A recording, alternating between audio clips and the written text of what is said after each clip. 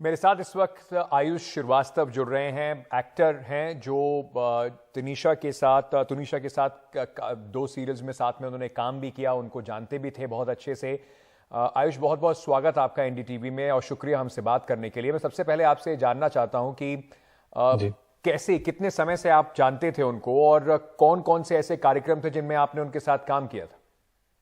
मैं तुनिशा के साथ पहला एक शो किया था 2020 लॉकडाउन के पहले, इश्क सुभान अल्लाह। वो लॉकडाउन में फिर बंद हो गया, तो जो फर्स्ट लॉकडाउन हुआ तो उसमें हमने बहुत कम टाइम के लिए किया था। 1 डेढ़ हफ्ते थे, 2 हफ्ते थे हम साथ टीवी पे।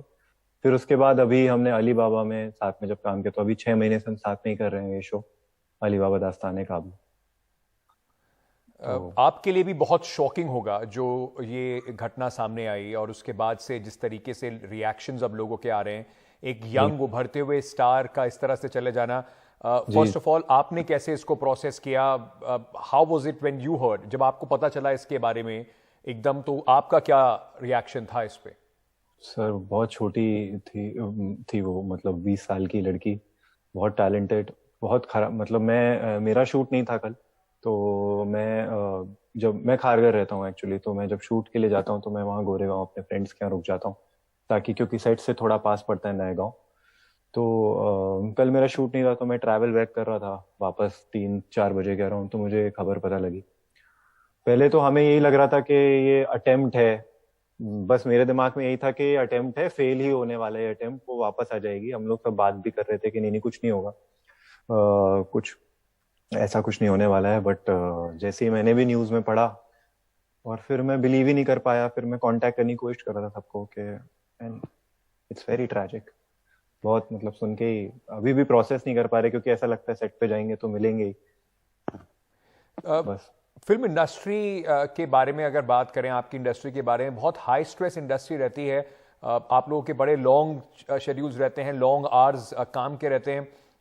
जी क्या इसके पीछे का भी जिस तरह की कयास लगाए जा रहे हैं, जो बातें हो निकल के बाहर आ रही हैं कि उन्होंने ये जो सुसाइड जो किया वो किस कारण से किया, आपका हम्म। इसके बारे में, क्योंकि आप उन्हें जानते थे, बातचीत करते होंगे, कोई इस तरह की स्ट्रेस, कोई इस तरह की कभी बातचीत हुई, उन्होंने बताया कि वो परेशान हम्म। चल रही? नहीं, एक तो मैं सर अभी अनफॉर्चुनेटली मैं डेंगू हो गया था मुझे, तो मैं 2 हफ्ते से 8 तारीख से 20 तारीख तक मैं शूट पे नहीं था, तो मैं बेड रेस्ट पे था। तो मैं 21-22 से ही ज्वाइन किया हूँ, तो 2 दिन ही हार्डली मैंने लास्ट में अभी जब शूट किया। तो मेरी इससे रिलेटेड कुछ बात नहीं हुई। सेट पे गया तो मैं भी रिकवरी कर रहा था, तो मैं भी आराम कर रहा था बहुत ज्यादा अपने रूम में, बहुत ज्यादा बाहर नहीं मूव कर रहा था, सिर्फ सीन्स के लिए जाता था सेट पे, देन आई स्टे लो की एट माई प्लेस, सो जाता था। तो मुझे उतना कुछ समझ नहीं आया ऑनेस्टली लास्ट में, अभी अभी रिसेंटली। बट हाँ, ऑब्वियसली इंडस्ट्री में तो प्रेशर रहता ही है, क्योंकि हमारा नेचर ऑफ वर्क ऐसा है कि मीडिया इंडस्ट्री का भी ऑब्वियसली, कि हम लोग को लॉन्ग आवर शूट करना पड़ता है, लॉन्ग आवर काम करना पड़ता है, तो वो तो आई थिंक नेचर ही है जॉब का। और टुनीशा, मुझे नहीं लगता उस चीज से कोई प्रॉब्लम होगा, बिकॉज वो भी बहुत प्रोफेशनल एक्टर है, उसने बहुत काम किया है। तो हाँ, अब पता नहीं क्या है। जो अभी इसको लेकर पुलिस की कार्रवाई चल रही है, एक और हम्म। एक्टर हैं जिनको अभी पुलिस ने पकड़ा भी है, उसको जी। लेकर कुछ आपको पता है उनके रिलेशनशिप को लेकर, या किस तरीके से कुछ उसमें स्ट्रेस था, या उसको लेकर अगर आप हमें कुछ बता पाए? नहीं, उन दोनों का पर्सनल क्या था वो मुझे नहीं पता, क्योंकि मैं एज अ प्रोफेशनल बहुत ज्यादा इस चीज पे ध्यान रखता हूँ कि मैं सेट पे भी जाता हूँ तो मैं सबसे उतने ही इंटेंसिटी से बात करता हूँ, सबके साथ रहता हूँ और मैं वापस आ जाता हूँ। तो अब शूट भी नए गांव में होता है, तो मेरी फैमिली खारघर है, तो मेरे को भी ट्रैवलिंग में 2-2 घंटे आना जाने में ही लग जाते हैं। तो मेरे पास भी इतना वक्त नहीं होता कि आउट ऑफ द सेट में कुछ बात करूं, या और ना ही उन लोगों के पास होता है। तो सेट पे ऐसा कुछ मुझे रिसेंटली नहीं समझ में आया। अ, थोड़ा बता सकते हैं हमारे दर्शकों को, क्योंकि आपने उनके साथ कुछ वक्त ज़रूर गुजारा है, एक सेम इंडस्ट्री में काम करते हैं, सेम जी जो स्टोरीज पे आपने, सेम सीरियल्स में आपने काम किया है, किस जी। तरह की व्यक्तित्व था, किस तरह की लड़की थी तुनिशा? बहुत प्यारी, बहुत बहुत बहुत प्यारी लड़की थी, बहुत हेल्पिंग थी। और मेरे बर्थडे पे उसने मेरे लिए 30th ऑफ जुलाई को मेरा बर्थडे था, तो तब हम लोग ने 2 महीना हुआ था शायद शूट करते, उसने मेरे लिए 6 केक लाए थे और सेलिब्रेट किया था। एंड ऑलवेज बहुत ज्यादा बात नहीं होती थी, एज एन काम पे तो मैं काम पे जाता हूँ, आ जाते हैं, हंसी मजाक करते सब वापस आ जाते हैं। बट आप समझते हो ना कि ये यही है सब लोग, आप सोचते नहीं हो इस बारे में कि ऐसा कुछ होने वाला है।